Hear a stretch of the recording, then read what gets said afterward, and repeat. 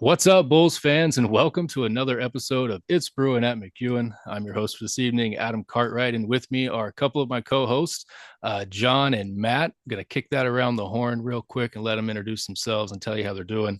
We'll start with you, John. How you doing, bud? We're doing well over here. I'm glad that USF could start the season right and get another opening season win against a Big Ten opponent. And I am not unhappy to see Groves leaving the state of Florida, their leadoff hitter. I'm glad to see him. Yes, Goodbye. Yeah, I'll uh, absolutely on a tear. Go ahead, Matt. How you doing, bud? I'll match that sentiment from John. You know, when you get a capital BIG series weekend win, not much to complain about. Really good start for our Bulls. Absolutely. Well, if you follow Matt's Instagram and Twitter, you know that he's pretty excited about what's happening on the hardwood, and we're all pretty excited about it. So we'll just give him a few minutes right now. Matt, tell us, how's that basketball team doing? And John, I know you'll have something to say as well. Yeah, unbelievable. You know, we didn't have the quickest start to the year, but as of late, we've really been crushing it. Four in a row. First place in conference. Also the highest net ranking that we've ever achieved this past season. Overall, we're looking pretty good in terms of our overall standings, and you know, looking to close out the last five games, and we'll see you in Birmingham. Absolutely. John, what are you thinking, man? Yeah, no, I think that I'm really fired up. When we experienced a loss of the magnitude that we did in USF basketball, we experienced the dog days for a year, and now we're back. I don't make it make sense because I'm taking it and running with it. We have a big test coming up. Hopefully, we can fill the Yingling Center on Thursday. We got Memphis coming to town, and I think that's always going to be an electric matchup. But yeah, I'm just super excited, dude. They're really, really good. Absolutely. Well, again, big congrats to the guys and what they're doing on the hardwood. We are USF baseball podcast. We are going to talk a lot of baseball today because we are really excited. As you guys talked about, we got a Big Ten win, but I mean, we could have been playing anybody this weekend, and I think we all would have been really excited. We were just really glad to get some innings and get some games that we can talk about. It's been a long off season, it always is for me, anyways. But we did get it going, and we got it going in the right way on Friday night. We got a 9-4 victory. Edwin Alisea got the start. Nolan Bernard got the win. And I'm going to have to say this correctly. Pont Briant got the save. His first name is actually slipping my mind, and I hate that right now. I spent so much time trying to make sure I said the Dominic, last name correctly. Dominic. Dominic.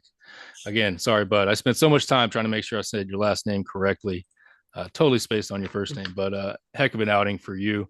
As we always do, we do always start with the pitching. So I'll give it to you, John. Man, what were your thoughts about the first night of USF baseball on the mound? I think that the box score doesn't really match the performance that we got from Alisea. We Adam and I were talking about this before we went on air. He just had a rough third inning, pitch count creeped up, and then walks and hit by pitches are always going to come back to get you. I think on the weekend, Matt brought this up. I think we had like five or six hit by pitches. That's just a lot. That's driving Hannah's crazy, but I expect that's something that we're going to remedy quickly because we led the AAC in walk percentage last year. We didn't walk many batters, and I think that is always going to lead to good results. But it was good to see Bernard get back out there and get some good work in. What I was impressed with was the strikeout numbers, fellas. Like 15 Ks, 15-4 is still a darn good ratio. Like the four walks, it's rough, it's tough to swallow. But when you're striking out 15 guys, I mean, a lot of good can come from that. And I'll end it with Dom, stay fired up, kid, because that I just loved seeing that energy when he came off the mound after getting that final out on Friday night. Like I could have thrown my iPad, but then I would have had to spend a lot of money. So I didn't. But Matt, what did you think, dude? Yeah, no, I was super impressed this whole weekend. Obviously, we did give up some runs here and there, but one thing was sh for sure, and that, like you pointed out, John, with the strikeouts, you know, looking at a holistic weekend, we had 40 strikeouts to only 8 walks. If we can maintain that for the whole entire season, a 5-to-1 strikeout to walk ratio, we're going to end up winning a lot of games. Early in the season, you're going to end up getting touched up a little bit. But overall, it was an unbelievable performance. And one thing I really wanted to point out as well, and I might be getting a little bit ahead of myself, but the freshmen and underclassmen really impressed me this weekend. Yeah, I think that's going to be one of the things we talk about, as Matt likes to foreshadow here. When we get to the end of the series, we are going to talk about the fact that there was 14 new bulls, right? A lot of freshmen too, but 14 new bulls we saw this weekend, and so we'll talk about that as we go. We'll probably talk about a lot of them here as we go forward as well. But I do want to kind of ditto your sentiments. I thought Alicea's start, he had great stuff. I mean, 6 strikeouts in 3 innings, so he's averaging 2 strikeouts an inning here. Did just kind of get away from him in the third, the home run to lead it off. I mean, hey, sometimes that happens, especially. I think what we're going to find out about this Illinois team is that they are pretty good. I think they're going to finish in the top half of the Big Ten. I think their offense is going to finish even farther up in those rankings as far as the Big Ten is concerned. That was kind of the scouting report coming in on them, was that, hey, these guys can really swing the bat. We don't know if they can pitch it, but they did bring in a pitching coach from Western Kentucky who, if you followed college baseball, had a really good season last year, especially on the mound. And so they're hoping that he's going to make some strides in that pitching staff and for them to actually have a really good run, which, hey, with us having a 2-1 series victory win, we want them to have an absolute run from here on out. Um, but yeah, I think it's one of those things where you would like to see a little bit better numbers, but again, 4 walks to 15 strikeouts. Um, it's definitely something we can build on. Any final thoughts on the pitching? Are we good to go on? Yeah. 9 runs in this one, 10 hits, 8 RBIs, 6 walks, 6 strikeouts, and 8 batters left on. Jake Kulikowski and Jacob Green both had multi hits. Great day to be a Jake or a Jacob there on Friday night, as they really, really produced. But they were not the only ones producing this game, and I know they're not the only ones that stood out to you guys. And so, Matt, I'll let you bat lead off on this one. What happened with the offense in your mind? Yeah, like you mentioned, Kolakowski, he came out swinging in that first game. I think it was his first two at bats, really ripped the ball. Really impressed with him. Also, really impressed with what Jacob Green did this weekend as well. And just overall, really excited about the new guys and seeing the production also from guys like Ryan Pruitt as well, having a really strong weekend. John, what'd you think, man? How about the fact that that was Friday night was Jacob Green's first hit as a USF Bull? Yep. Last year, he didn't record a hit in 13 at bats. He scored 3 runs, drew 1 walk. I want to throw Mark some love though, because Mark and Matt and all y'all do those deep dives, and for me, I didn't know Jacob Green well enough last year because Mark said he's going to have a big role on this team at some point, and it's looking like it's going to happen. And another one that I want to highlight, and I have a feeling that we're going to be talking about him quite a lot, is Jevin Rutherford. That triple in the what was that in the seventh inning, coupled up with Jacob Green extending it on the fielder's choice and things like that. But the triple down the right field line really fired me up, and seeing him run. We had all talked about his speed, but I hadn't seen it, on tape, and that was just absolutely impressive. And shout out to his dad, Desi Rutherford. I mean, it was a short stint with the Rangers. He was a journeyman, played for like 5 or 6 different teams in the bigs, but he did finish his career in 2007 with my Texas Rangers. So big props to Rutherford, and I can't wait to see what the kid does for the rest of the season. He's electric. He absolutely is. And I think he's one of those players where you have to, even as a teammate, understand what his skill set is and what his skill set can do for you if you allow it to happen. And I point this out. There was a moment in one of I don't even think it was this game. It may have even been Saturday, but it's on my mind. You know, he gets on first. We got to let him try to steal. If you're batting behind him, I just think you got to be comfortable hitting with a strike. because you gotta let him get a chance to get to second, because at that point, it doesn't take much to get him in. But we gotta let him run, because he is absolutely electric, and can absolutely set stolen base records here if he can get on base, and we give him the chance to do it. You get, if the guy batting behind him is first pitch swinging a lot, it doesn't give the guy to steal a lot of opportunities. He kind of needs a few pitches to, especially if it's his first time, he needs a few pitches to get a timing and get a rhythm on the guy. And so, yeah, I just kind of would like to kind of watch that going forward. Is, do we really give him the opportunity to really shine? And I think we will. I think it's something that the coaches will talk about. Like, hey, we got to be comfortable hitting with a strike if we're hitting behind Relaford. I think we won't see an issue with that. I think we're going to see him batting that. Hannah's likes that double leadoff, So if I'm not mistaken, the only night that or game that Relaford went hitless was when he batted leadoff on Saturday, and that was a relatively lower scoring game in general. It was a great Mm-hmm. matchup. We'll Yeah. talk about it, but it looks like he's going to be having Pruitt follow him, which we know Pruitt can see some pitches. Yeah.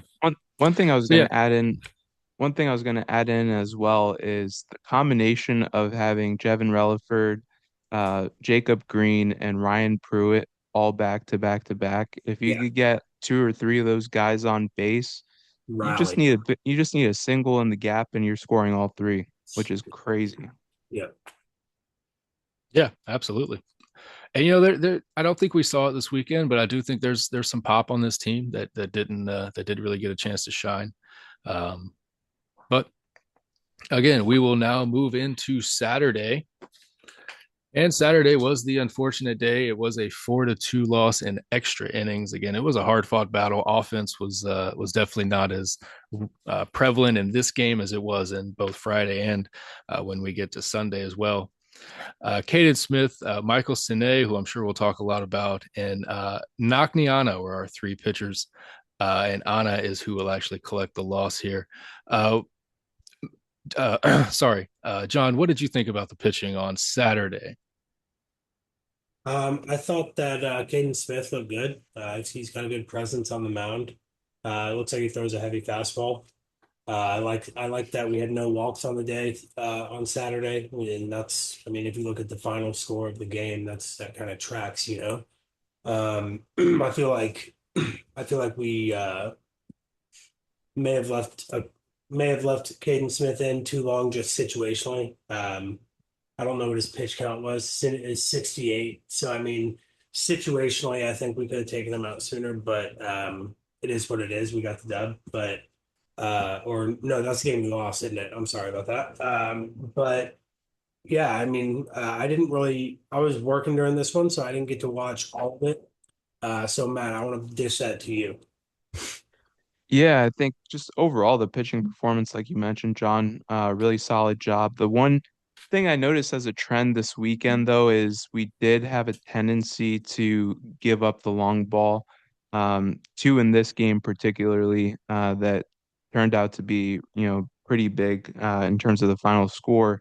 But overall, really great week, or rather a really good game when it came to strikeouts, 13 strikeouts, zero walks. Like you mentioned, Adam, Michael Sine, he was an absolute all-star out there, especially first collegiate appearance. He really dominated, had six strikeouts, no walks, only gave up three hits in 5 innings. Really it was a flawless day when it came to pitching besides two pitches. And that was what ended up being the difference maker when it came to the final score. Yeah, and I do want to point this out, and I've already kind of alluded to it in the past. This is a really good lineup. These guys are going to hit home runs against some people. And so I know it's frustrating what we saw. I think we saw six overall over the weekend. Yep. Um, three of those came on Sunday, and we'll talk about Sunday. But um, they're going to do it. And particularly this AJ Putty, their first baseman. I believe this guy was a freshman look, that guy might be a name you need to remember if you're somebody that follows college baseball and who's going to be really good in it.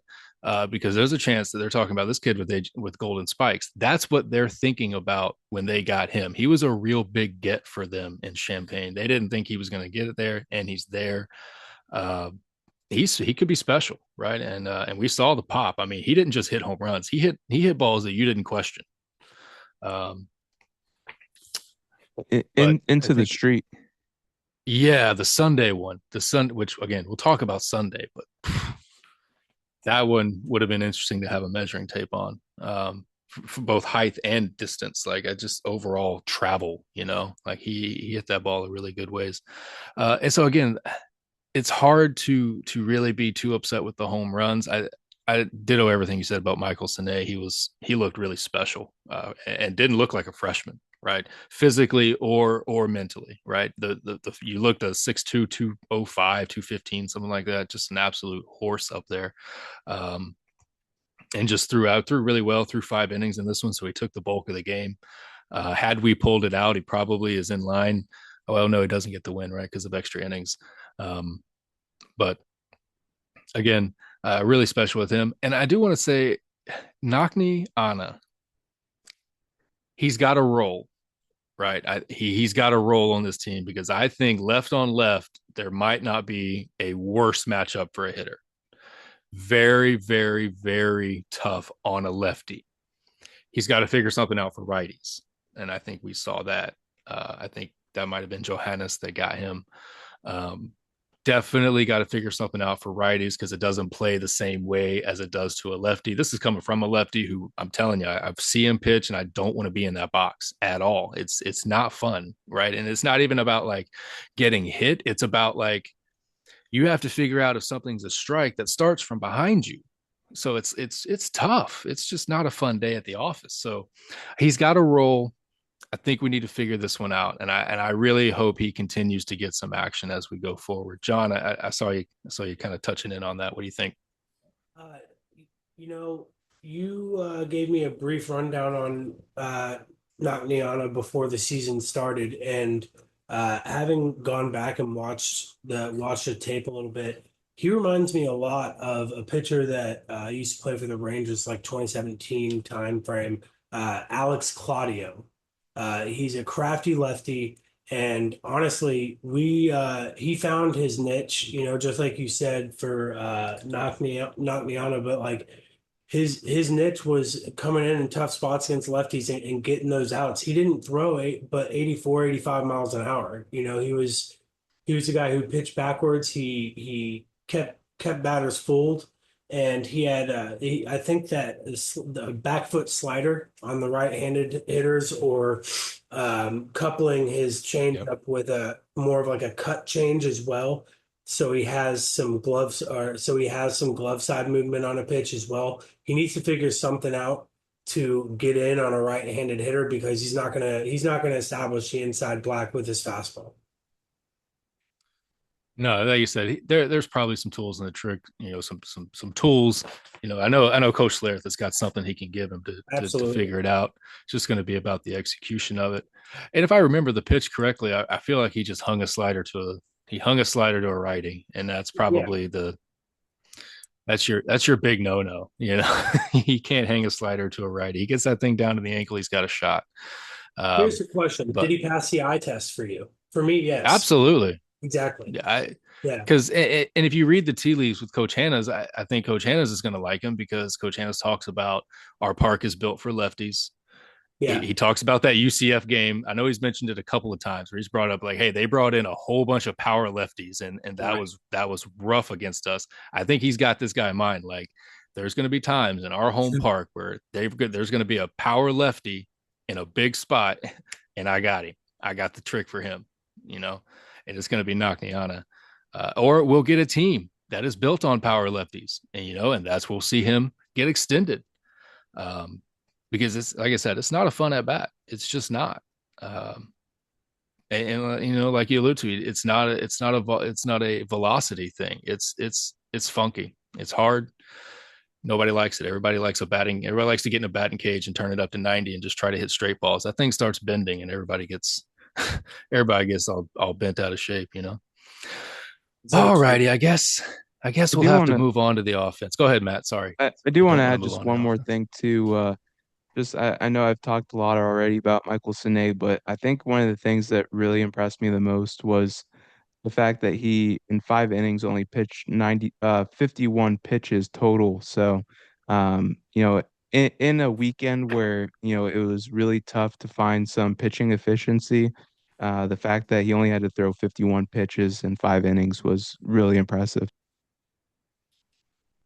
Yeah, absolutely. And just going back and giving flowers too. Dom, he only faced the minimum 9 batters in 3 innings. I know he had a walk or something, but I think we got some double plays and got out of it. But like you said, efficiency, and that's our two freshmen we're talking about right there that are coming in, working fast, and getting out of it. I mean, we'll take that.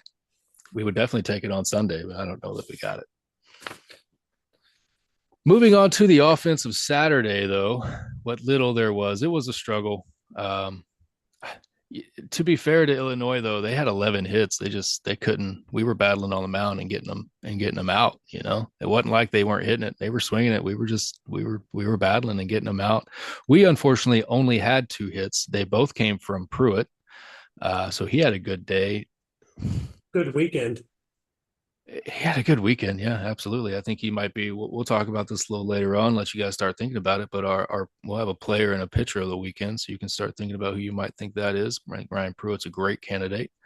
Um, yeah, not a lot to write home about. I do have a few notes I'll discuss. I'll take it last though. Matt, I'll let you kick off, man. What do you think about this offensive day? Like you said, not much doing, but we did have a really strong performance from Ryan Pruitt. He ended up getting our only 2 base hits on the day.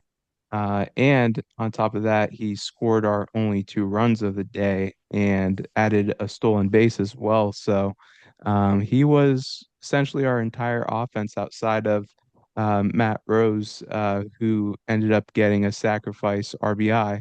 But yeah, not much doing. The pitcher for Illinois really did a good job. He pitched 6.1 innings and really had our batters off balance and it was a tough day at the plate. Absolutely. Go ahead, John. Yeah, I'll kind of couple up with what I just said about Pruitt.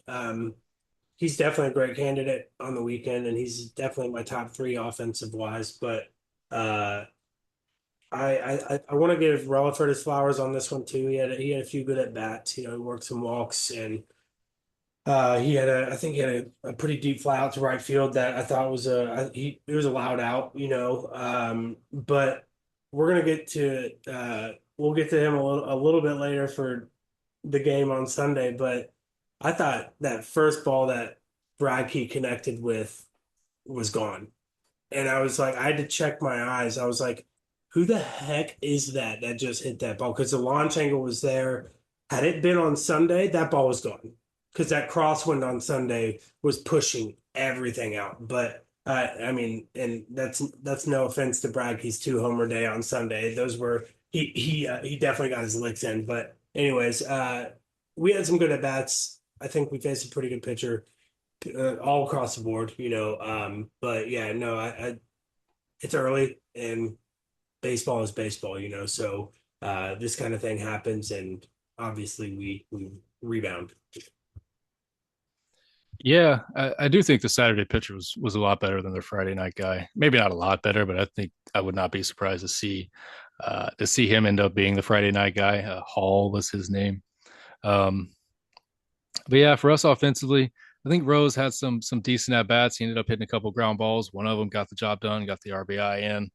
Um, I'm always going to go to bat for Rose. He's one of our returners. He's been here. We've seen him a lot, so I definitely like to see him get in.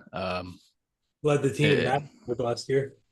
He did. It is really interesting that a guy that hit 322 last year is platooning and sitting 2 out Yeah, of the 3 games. you got to wonder. Um, yeah, I don't know about that, but One thing I wanted to point out from the Saturday game is that Eli Thomas, a very talented freshman, got his first at bat. He ended up getting his first hit on Sunday, which we'll talk about. But I've heard a lot of really good things about this guy Eli Thomas, and looking forward to seeing what he can do this season. Yeah, me too. You guys know behind the scenes in our group chats, I've been really high on Eli Thomas for a while, just based on the recruiting stuff that I saw and the videos, the limited videos we get on social media. But yeah, I think he could be really special. I think this weekend, I think he was a touch tardy. I thought in this at bat on Saturday, he had a really good ball foul, but it was foul down the third baseline, which he's a lefty. We know how to Coach Hannes is going to like them lefties with the way it flies in our park. Um, but I think he was a touch tardy. That's again a touch tardy, right? We're making contact. We're not looking lost up there. We're not looking really much like a freshman. We're just looking like somebody that's got to make a little bit of an adjustment.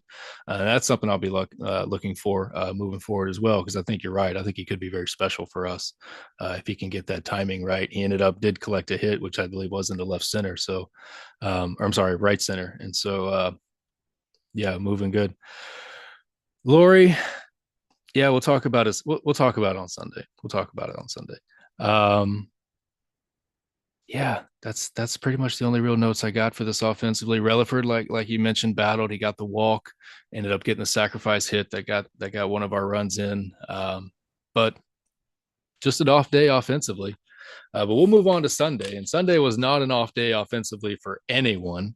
Um, Again, I mentioned that it was a good day for offense. No lead is safe.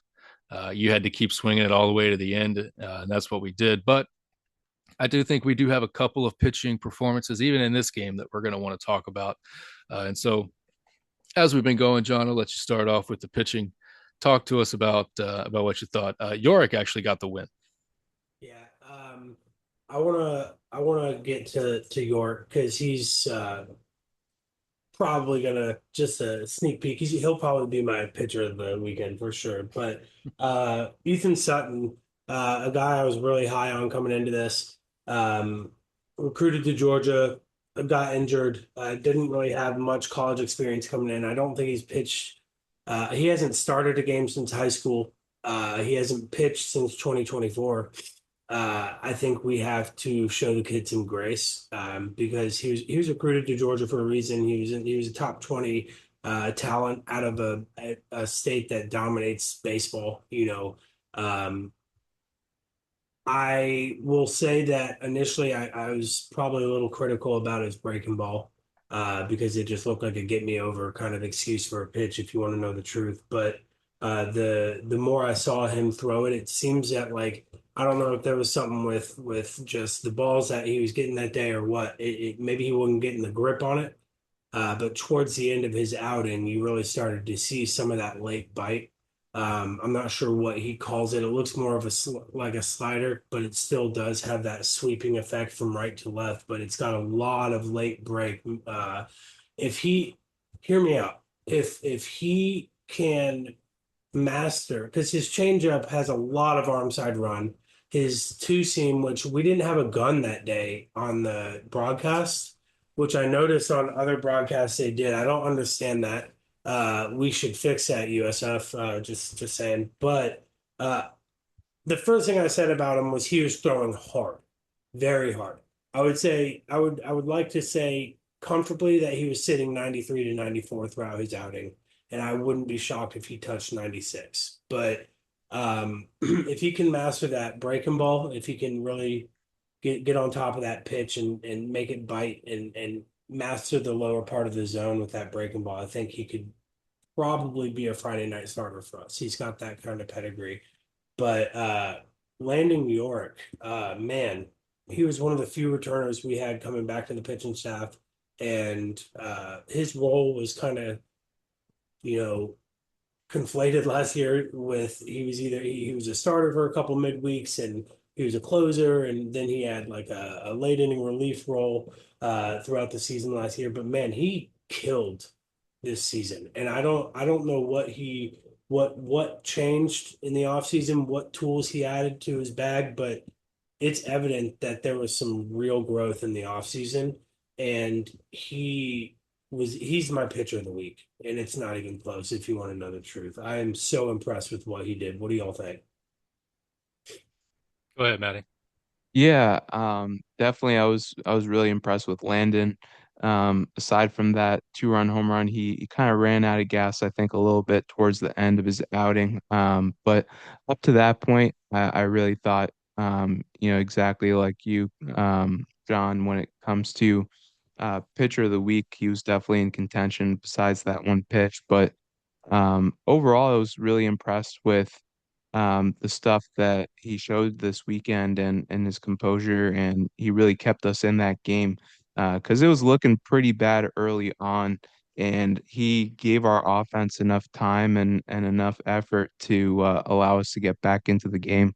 And then also, Landon O'Donnell coming in, getting that really critical last out. Obviously, didn't get to see a whole lot of him, but from what I did see, he's got some nasty stuff too.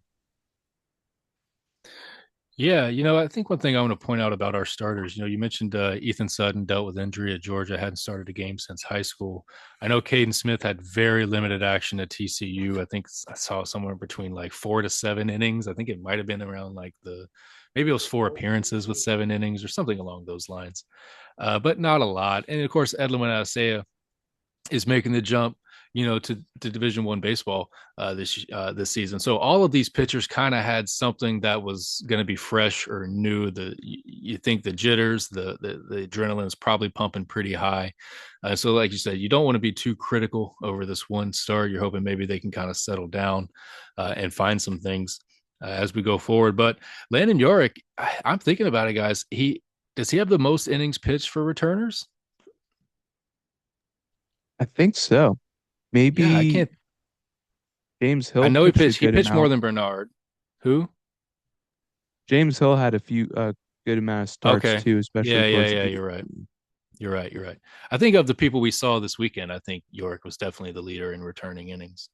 Um, and so, I go on to say I think he's somehow, some way, he has become a very trusted piece of Mitch Hanna's repertoire and what he wants to throw out there. I think we saw, maybe some fruits of the labors, what Hannah's kept seeing at him. I know York had some really good starts at the end of last season, so I don't want to really act like this outing right here was maybe something fresh, because I do believe if we go back to the end of the last season, I think we kind of were seeing York have some pretty decent kind of 4 or 5 inning outings. I don't think he may have started a few times as well, but um, yeah. And then the last thing I'll say, John, I'll kick it right back to you here. Landon O'Donnell, you talk about gas. I think he had some absolute gas coming out of the pen, and like you said, came out and got that last out, and it was big. John, what'd you think? Um, Man, every point we all make, like it's like I think of two more things I'm gonna say, but I'm gonna keep it brief. My mic was on mute when you said the leader in innings, and I said, "What about D Cardenas or D That's Cardenas?" another Sorry, one. but I pulled it up. Jorge D Cardenas is 49 and two thirds, and Landing York is 34 and two Okay. thirds. And then after that, you got Bernard at 22. But anyways, yeah, no. Couple things real quick. With O'Donnell getting in, that was a huge thing for him and confidence booster, right? Like getting to get the cleats dirty and get that last out, for sure is big for him. And yeah, that's about all I got. Sorry, I'm gonna keep it brief. Go ahead, One thing Matt. I just want to add in here real quick as well. I think our staff or our coaching staff rather had to do a little bit of creativity and think on their feet a little bit when it came to just the overall pitching this weekend because of an injury for Easton Story. That was actually a more recent injury, and up until a week before the season, he was considered a guy that we were looking at to take Friday or Saturday when it came to making a start. He was my pick for Yeah, Friday night for sure. yeah, yeah. I definitely think when you look at the reports, he was definitely in the role for one of those three spots this weekend. It's just a crazy thing that happens. We're going to talk about another program that's dealing with a big time pitcher injury that they didn't want to happen. It didn't happen, in the week leading up to it. It happened, and I think the second inning of his start. But we'll talk to that a little bit later on when we talk about the ACC. I'm sorry, AAC. Even I do that sometimes. Um, but let's get to the good part of Sunday, and that was our offense. We had 11 runs on 10 hits, 11 RBIs, 4 walks, and only 3 strikeouts on the day. Only left 5 Bulls on base. Big time days. This is Brad Keylori's day. I'll let you guys start it, and then I'll finish on that. Nathan Early also had 2 hits, and Jevin Relaford also with a big time day. He collected 2 hits. Um, but yeah, Matt, I'll let you lead off with the hitting, man. What'd you think about this? Yeah, guy that you just mentioned, early, he had a really great weekend. He actually, I believe in total had 3 doubles on the weekend. And I think 2 of those came in the Sunday game. But overall, really good performances across the board at the plate. Brad Key, who would have thought that Brad Key was going to be the first bull of the year to hit a home run? Especially after only having 3 total last season. He only waited to the third game of the season this year to get his first of the year. So, congrats to him. But overall, like I said, early looked really good. Jevin Relaford, another unbelievable game with 2 base hits. He also added a walk, and I believe he even got a hit by pitch as well. I think he may have been on base every plate appearance that he had. But overall, really good day at the plate. A lot of production across the lineup. Definitely what you want to see in order to get a win, and that's exactly what we did. Absolutely. John, what'd you think about the offense? Um, I want to throw some love to Ike Young. First of all, thank you, bud. Because if you guys remember, that's when, because we went down early in this game, like 7-2. And when Ike Young came in, he's a freshman for Illinois. Cool. I did not know we were going with that. Yeah, Go ahead. Sorry. he's a big dude, but we kind of put a number on him. I think he's got a big role for them for Illinois moving forward, and I feel bad for the kid, but we absolutely tore him up. If you look at, I think it was all in there in like the fifth and sixth inning, we kind of touched him up a bit, but. What I really like to see is Nathan Early from the left side. Those 2 doubles were just huge. I actually ran into a friend of his up here in Ohio, Cam Bryant. He plays for OU baseball. I told him what we do, and he's like, "Wait, USF?" He's like, do you know Nathan Early?" And I was like, "Oh my God, yeah, we were just talking about him." But anyways, uh, Ryan Pruitt continued to impress. Brad Keylori's 2 home run game, and Jevin Relaford getting back on the right side of the stat sheet. It was the what I'll end it with is I'm glad to see you're really seeing so many culture staples that are playing through in the play by play. You can see it when you watch, you can see it in the box score. We are resilient, and when we get punched in the mouth, we hit back. And I think that showed a lot on Sunday. We could have tucked our tails and said, all right, we're down 7-2, we're done, but we didn't, and I think that says a lot about this team, especially with how many new faces are on this team. It's hard to build culture on the fly, and Hannes has proven that he can do that. Yeah, I think the real story for Sunday offensively is the weather. If you were watching the game on ESPN Plus, they had a few shots of the palm trees by the Selman Athletic Center, and those things were like there were no leaves; they were straight back behind the tree. All you could see was the trunk. And I'm sure if you were at the game, you were feeling it. If you were living in Central Florida on Sunday afternoon and you walked outside, you felt the wind. Um, you didn't have to really convince anybody it was windy that day. And it is a crosswind, right? So it was going in from the left, or I'm sorry, coming in from right field onto lefties, blowing out for righties, and that's a rare win for that park. Just historically, meteorologically, I don't know how it works. You can ask Paul Delegato if you need to, but apparently you've heard Coach Hannah say it's a good park for lefties. Typically, that wind flows out to right field, and so you don't typically get that right-handed wind.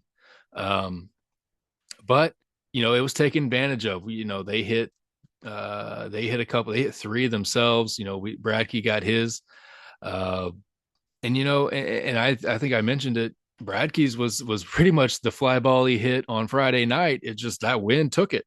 You know, and Bradkey hit a lot of fly balls. I not knocking him. He had a great Sunday, but he is hitting a lot of fly balls. And unless we think Bradkey's going to turn into a 15 or 20 home run guy, probably want to see him hit the ball on the ground and run a little bit more. Um, but he definitely took advantage of that weather, and we needed more righties to do it. It was kind of frustrating at times when you say, look, all we got to do is get one in the air. You see them doing it. Any ball that went to left field in the air was trouble.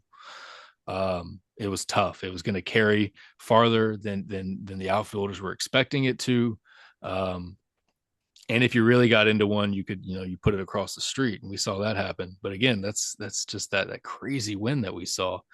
And it happened in a few other games. It's something I'll bring up again when we talk about the ACC. It was a day. I think there was a front coming through, poured at my house about midnight. But yeah, it led to a lot of offense, right? 10-11. At the end of the day, we were able to kind of fight it off and hold it off. I think they had did they have, I don't think they got a runner on at the end. I think our guy, no, they did have a runner on, York, right? When O'Donnell came in. Yeah. Yeah. So, tight game. Just, I'm glad we pulled it out. I think at the end of this, we're going to look at the series as a really good series win. And I really hope that Illinois can keep it going. But on those notes, we'll kind of go into our final thoughts about the series. We'll start with just kind of general final thoughts, and then we'll do our players and pitchers, even though we've kind of teased them and given them already. But Matt, let me tell you, what's your final thoughts on the series and this Illinois team that we just played?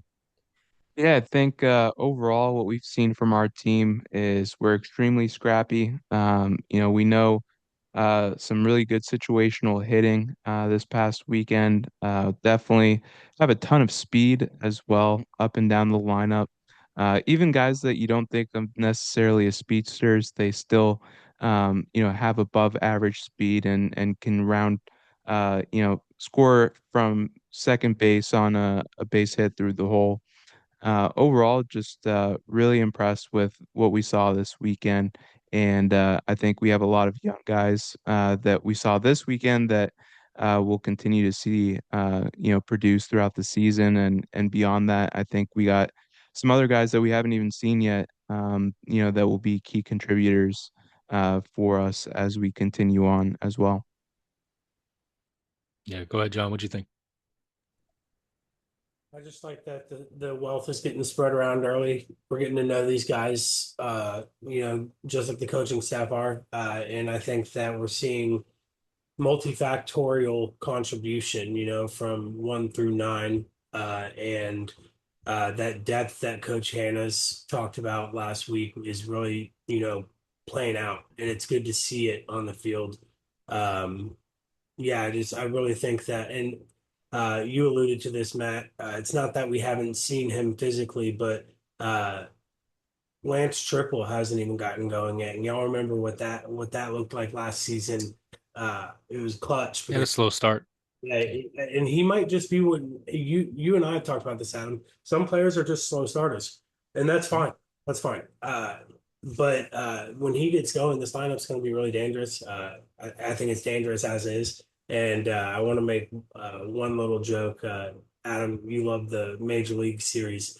Brad Keylor, Always. Brad Keylor is doing his best Willie Mays Hayes impression when he comes back with the power hitter. But Yes. I mean, I don't hate it, guys. I mean, I'll say this: like, how did hitting the ball on the ground work out for Brad last year? So let I him. know. I felt like Lou Brown. Let's do it. I felt like Lou Brown, you know, old man yelling at clouds saying hit the ball on the ground. It it is. But the thing is too, for Sunday, I was screaming the opposite. Like, guys, hit it in the air, get it in the air, get it in the air, make it play. But no, I just Fundamentally, want that's to, that's sound, that's yeah, normal. That's what you look for in fundamentals of baseball. But yeah, yeah. I just, it's crazy. It was crazy. It was a crazy weekend. 14 new Bulls this weekend. Not necessarily new players, but Bull, making their Bulls debut. 14, that's a lot. And it's weird. And I don't know how you guys felt, but I feel like when you really looked at this roster and you tried to make a lineup, or you tried to fill out a diamond in a rotation, I feel like we had more question marks this season than we had last season, which is weird considering this is year two. But I mean, when you think about last season, we actually had about 4 or 5 defensive spots that we could pencil in, between Mayo, Brodil, Brutcher, and all those guys that were coming back. I think the But key this difference season, is go ahead. I was going to say, I think the key difference is, like Coach Hannah said on the podcast, we have 16 to 18 guys that he trusts to go out there. And, one of the main focuses for him was to bring in guys that can play 2, 3, 4 different positions as well. So, he has a ton of flexibility out there, and he's shown already in the 3 games that, there's definitely guys that he trusts to put out there. Yeah, yeah. I mean, I think it's good. I'm actually surprised in myself that I'm not like I have less internal question marks about what's happening on the field, even though really and truly we didn't know a lot about what was gonna.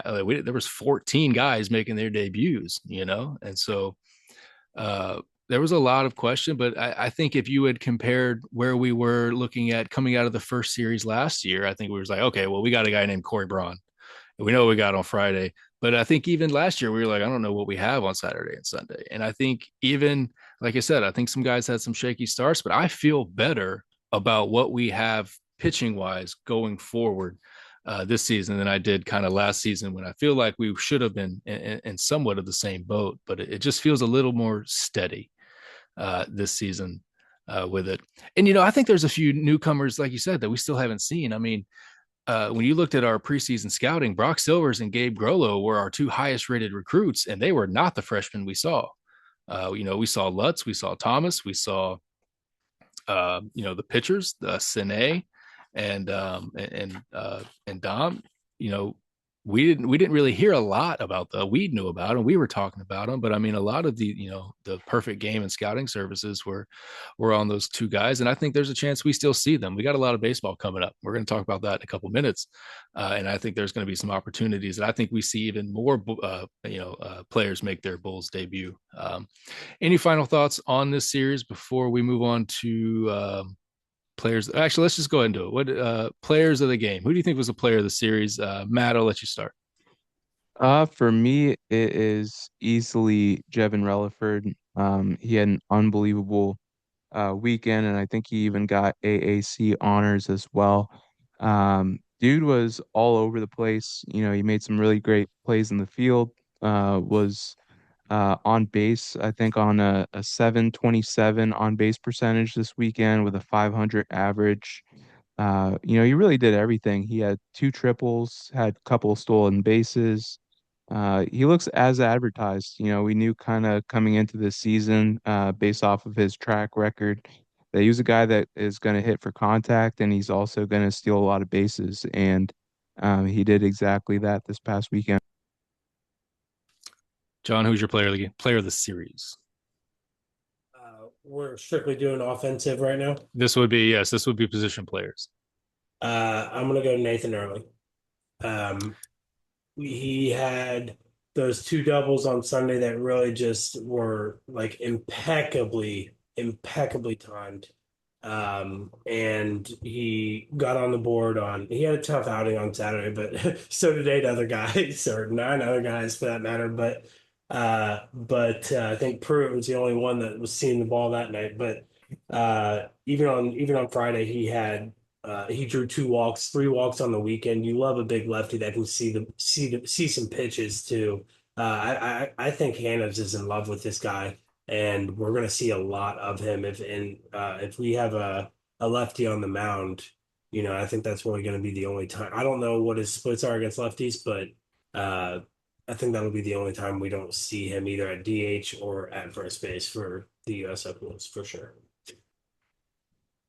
Yeah, we definitely know that that Coach Hannes is going to like his big power lefties, and we like them too, right?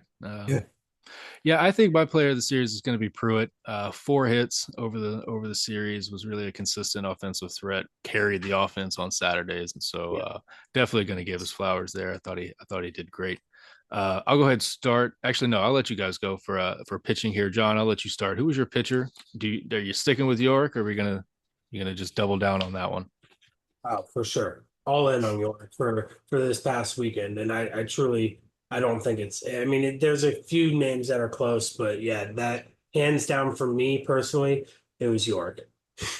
Most strikeouts for any bowl this weekend. That's Go ahead, York. Matt. Who is your pitcher?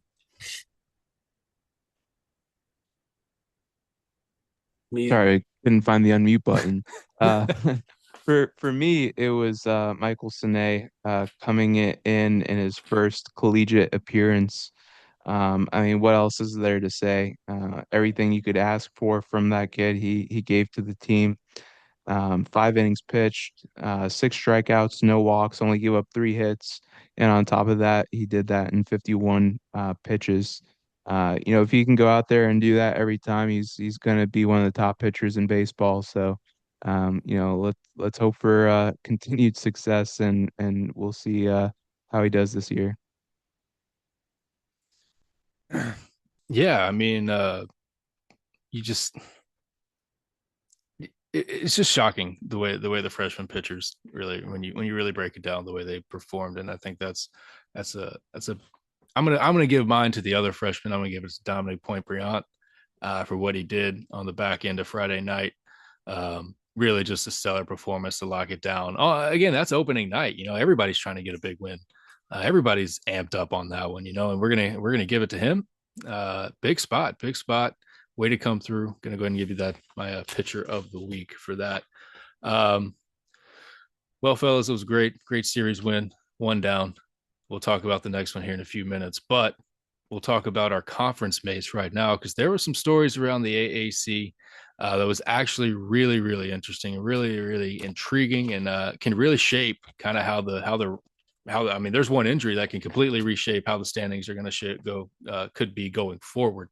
But I'll kick it to you right now. What was an interesting story for the American Athletic Conference as we watched week one?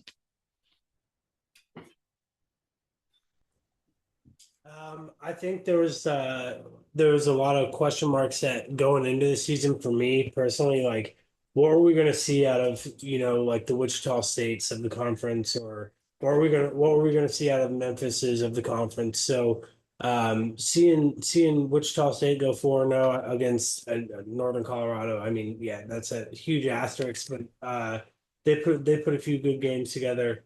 You know what? I'm gonna chill on that. Let me get my soapbox. Florida, you're gonna schedule a double header on opening weekend, UF? What? Are you There kidding? was a lot of those though. I don't care. That sucks, dude. Because and I mean, how many of those are in the state of Florida where you're making these boys play 18 innings and like 60, 70, 80% humidity? UAB getting after that ass on Friday night fired God. me up. I loved it, dude.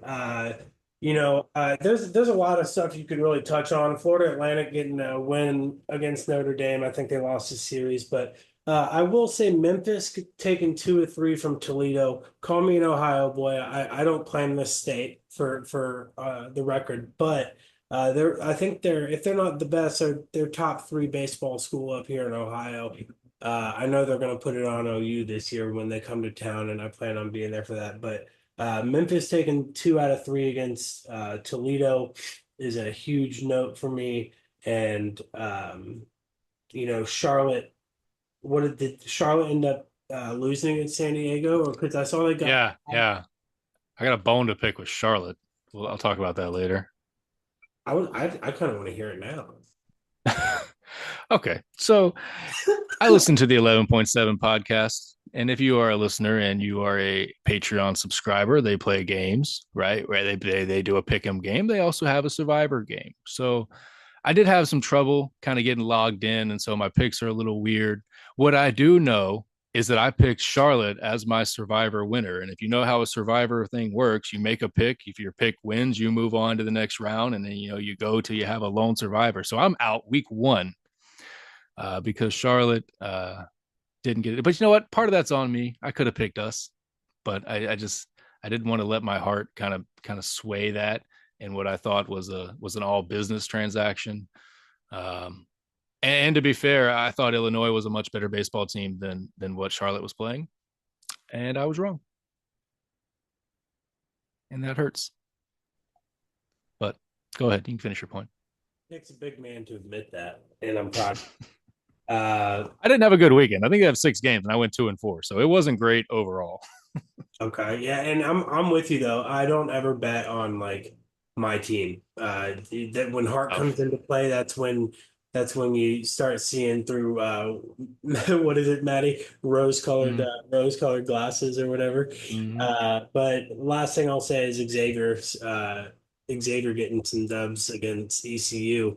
There's the same amount of question marks about the AAC now, but in different places, and it's going to be an exciting season. Yeah. Hey, Maddie, what's stood out to you? Yeah, just to add on to that, Wichita State, they did what they needed to do and they swept, a weaker opponent.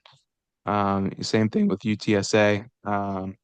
But aside from that, I think overall it was a relatively disappointing weekend, I think, for some of the teams that we thought would be a little bit better.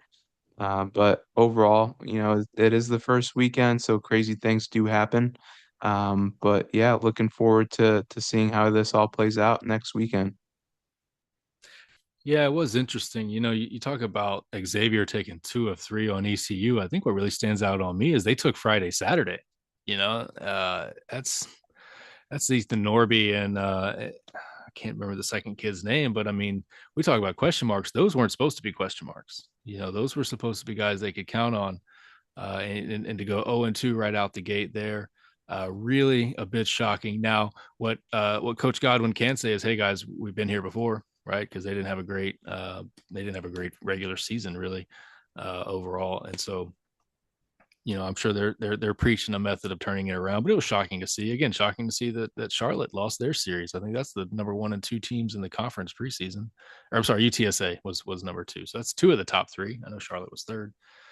Uh, and UTSA, they lost their stud who was supposed to be their ace guy in the early innings of his start, and Robert Orlowski went down in a shoulder injury, and we're not sure to date what that update is. I do know if you go online and you watch the videos, it doesn't look like it could be. I mean, it definitely looks like it could be bad. It definitely looks like a young man that felt a pop in his shoulder, and he immediately called for people to come get him. Um, and we all know what that's like. We're all athletes. It's not a pain thing necessarily. Yes, it hurts, but it's also like there's a little bit of a fear there, like my arm just broke. And that's a scary feeling, if you've been there.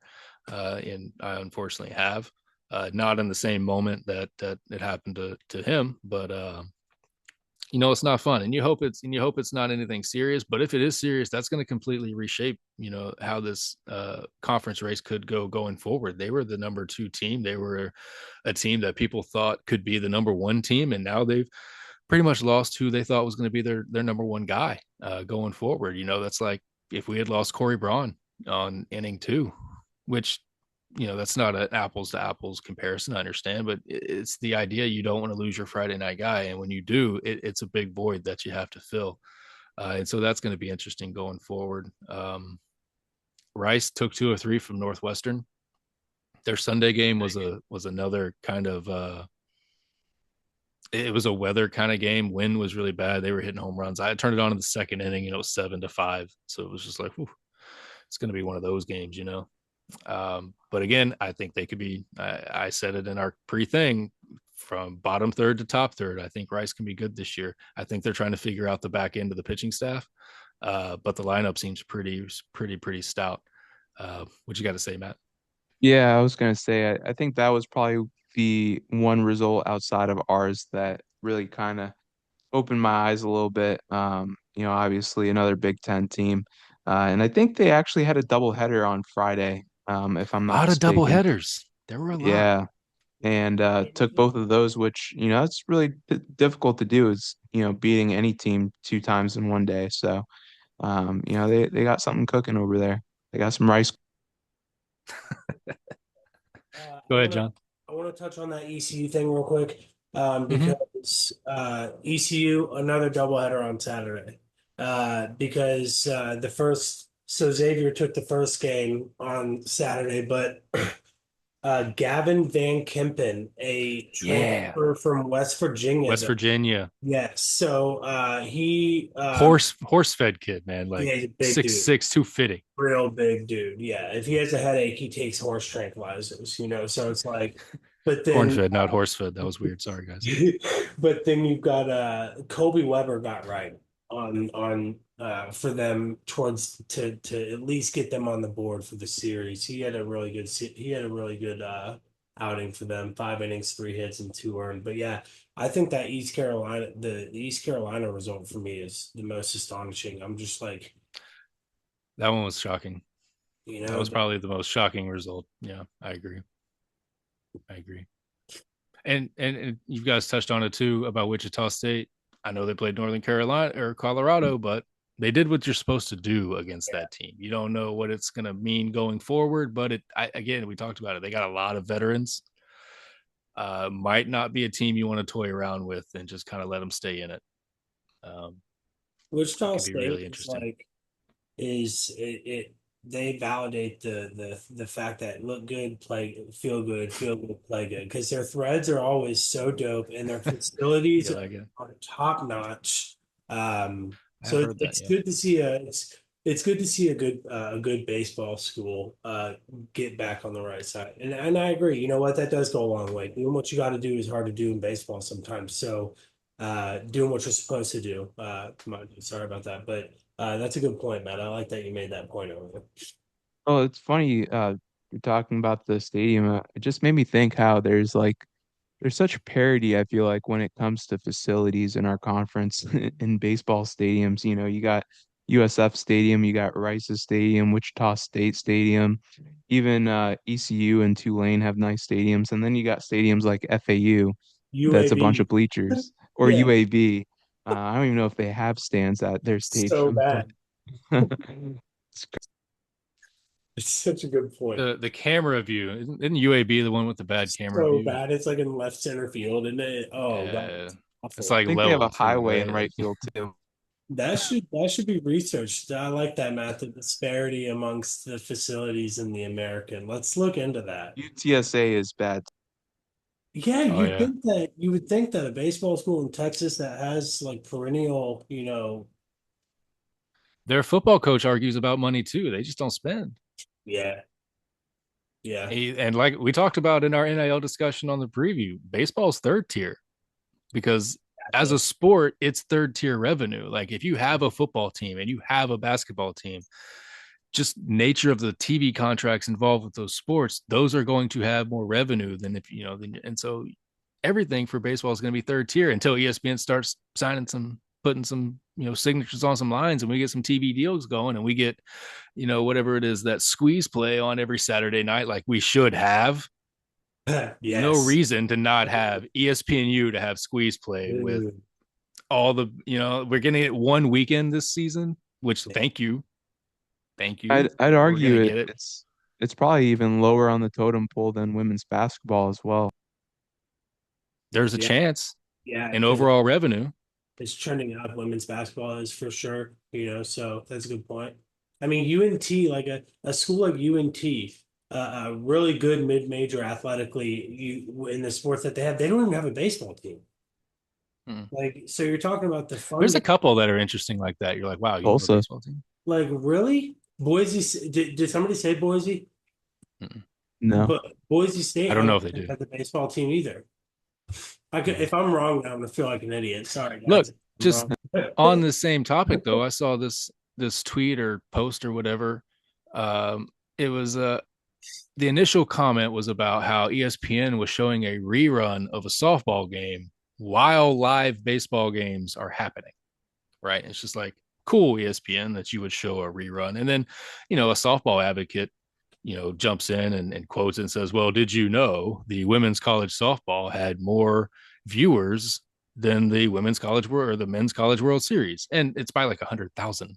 It's like, oh, we had 1.3 to your 1.2, but you just kind of have to, it kind of puts in perspective that to these TV executives that are just looking at bottom line and dollars, baseball's it's not where people think that it is based on, I think, what everyone's popularity or preference is.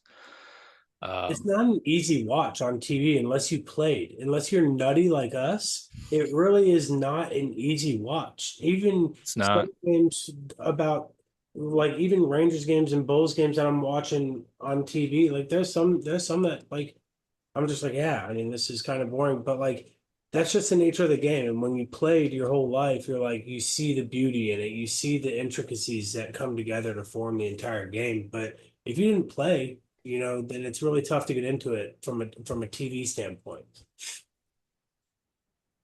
Yeah, yeah, I mean, I agree. I think that's something that the sport in general is fighting. It's why the Savannah Bananas are the most profitable team in America. But Yeah, exactly. I was Yes. talking about this too. That's a whole we're getting on some soapbox here. uh Yeah. we'll pick this up next week. But Matt, you got something? I was just gonna say, just to add on to that as well, Major League Baseball ratings have been dropping for years too. So, but yeah, I mean, we'll have a lot more to talk about on other episodes. Yeah, that was this week's edition of Brewin Crew Fixes Baseball, and we'll pick it up next time. But what we got to do right now is we've got a couple of games. We got a whole bunch of baseball coming up. Look, some of the best news after winning a World Series is you don't have to wait very long to get some baseball, and we don't. Well, Tuesday and Wednesday, we got the rare midweek series. And that's going to get backed up by another series too. But we'll talk about the first one, the midweek. That's with North Dakota State. And by my calculations and research, this is the first matchup for the Bulls and the Bison. When I clicked history, it just sent me to a general history link, and I didn't get I didn't get the usual things. I was like, oh, we must not have played. I've actually seen them play live. I watched them play LSU, uh, and I could talk a little bit about that if you guys want. But what do you guys have any thoughts on Bison? What are we thinking about this midweek series? I mean, I did see that they got swept this past weekend. So I don't know how much they really got, but I do believe that they were one of the teams that made a regional last year, if I'm not mistaken. I They know did win their conference. yeah, so they do have some postseason experience. So maybe they just had a really bad weekend this weekend and they're actually a pretty good team, but that's why the games are played. Go ahead, John. I'll play devil's advocate on that. They played 30 innings of baseball. They put up 31 runs. Two of those losses came in extra innings.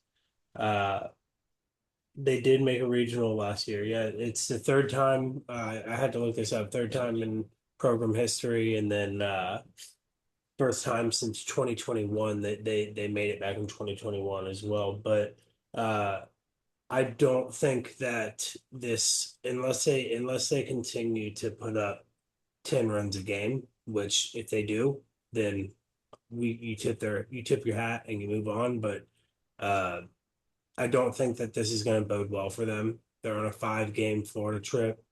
The biggest glaring question mark for North Dakota State University baseball program was that they don't they only had two returning pitchers, two.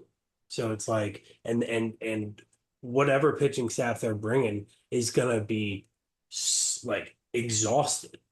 Two extra inning games. That's a nightmare for a coaching staff, and it's like that was your biggest question mark, and I think it shows in the results. You had one game that was low scoring.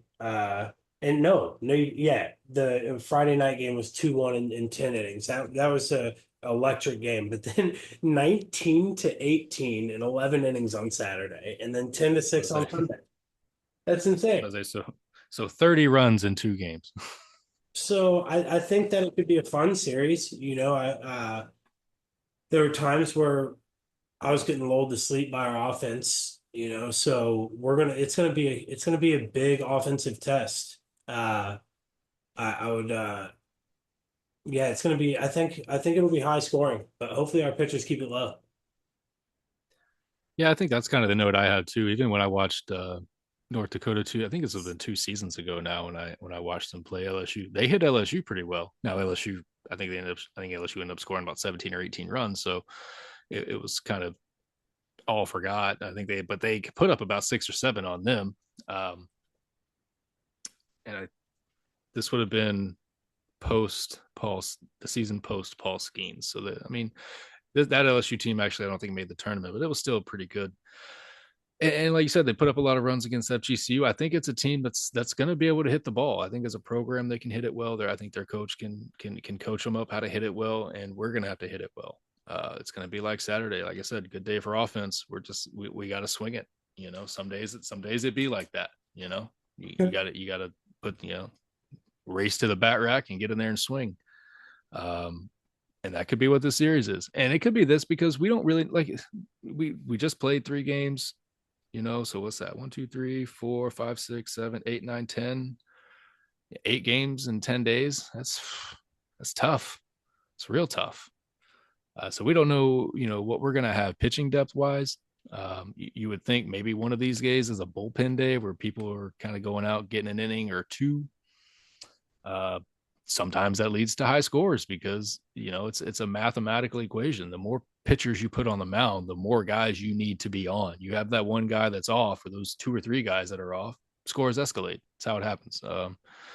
Every coach would like to just throw 1 or 2 guys a night, have 1 or 2 guys be on, shut it out, and get out the door. But might not be like that with these next two, which could be good for fans. High scoring is exciting. Go ahead, John. Before we project who's going to be our starting pitchers, I know Matt and I are like ready for that, but uh, Y'all go because I don't have a clue. I want to call somebody out. Um, we're going to need to score a lot of runs this week, right? Hey, Carter Murphy, wake up! You're one of the returners on a team where we have how many new faces was it, Adam? 14 this weekend. So exactly. So you're a returner. You're somebody that Coach Hanna's brought from Indiana State. You're somebody with impeccable talent, horse-fed power. Let's see it against North Dakota State. Get on the board, kid, and get hot, stay hot. He's got light tower power. Yeah, he We does. saw it in Clearwater. He's got Mhm. light tower power. We get, and I think we got to heat it up.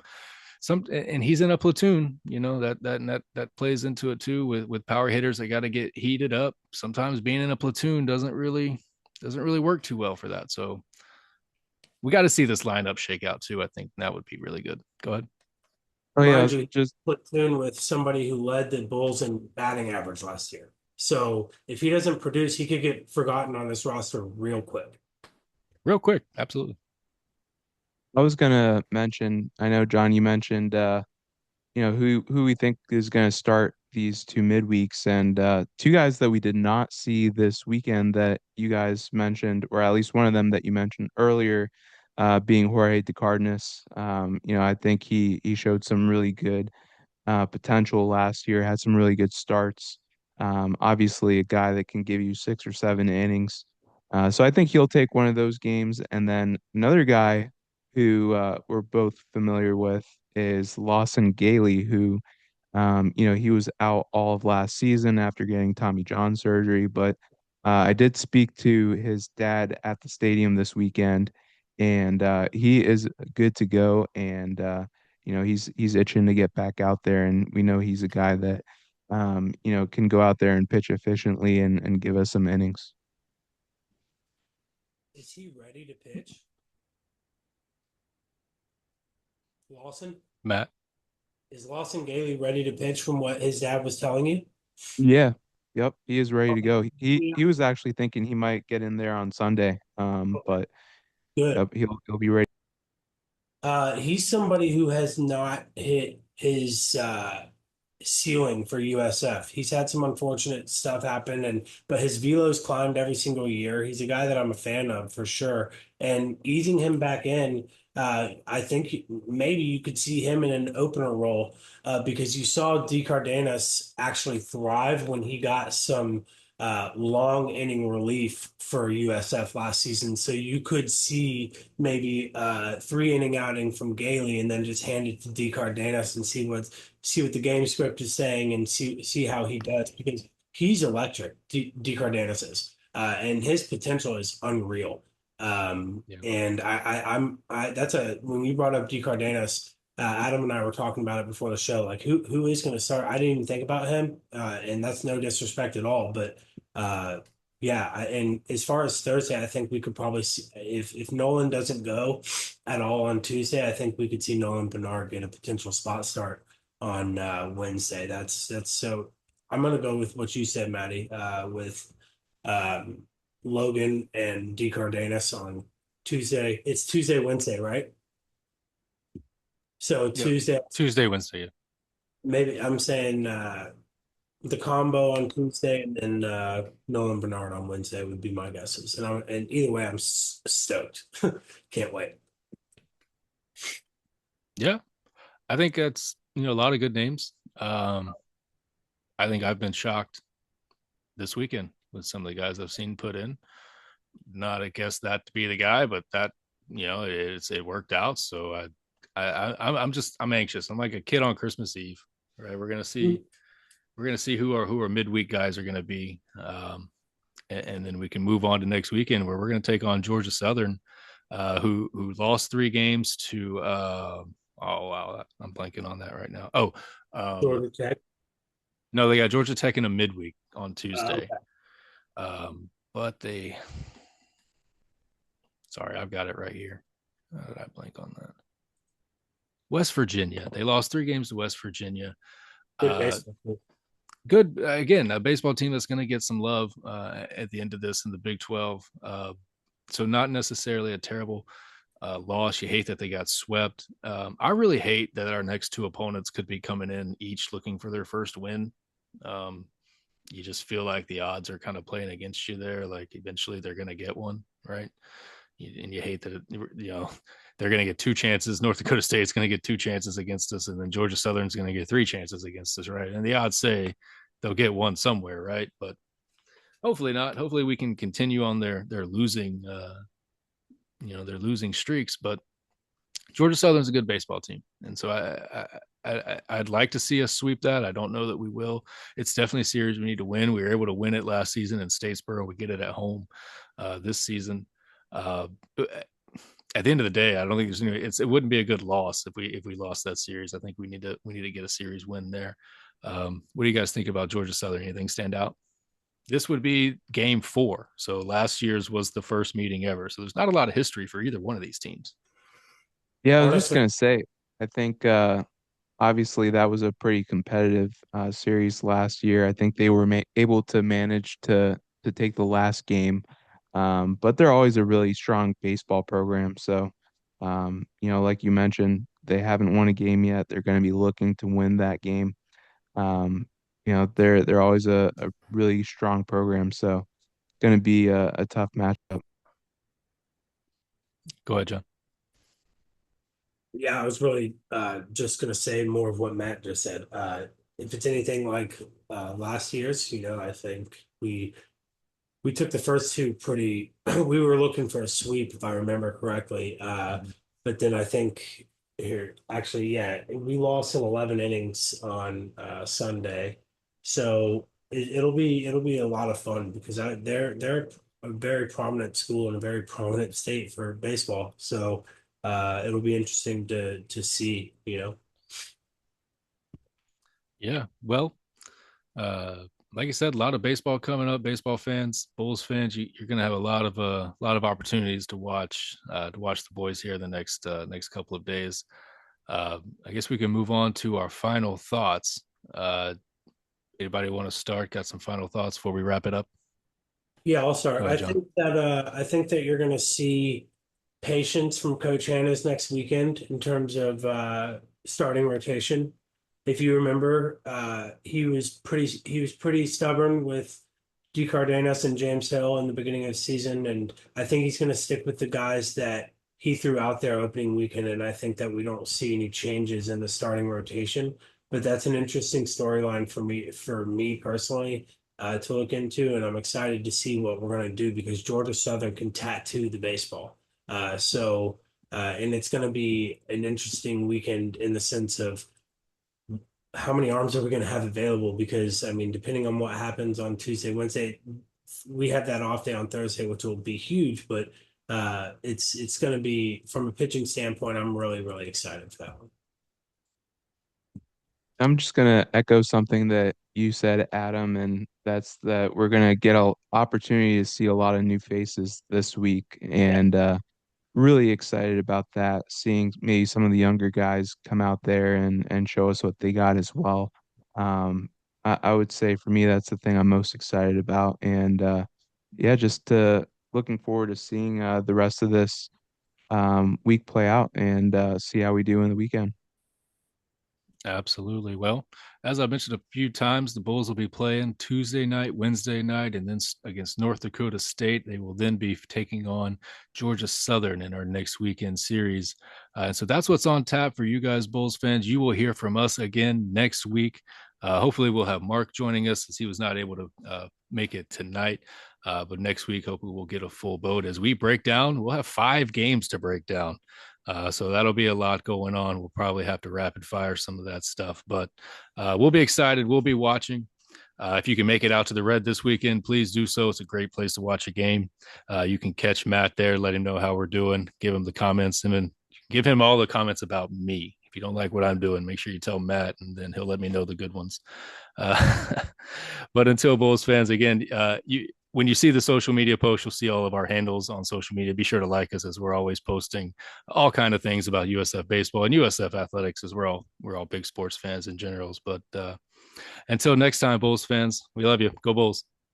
For Bulls.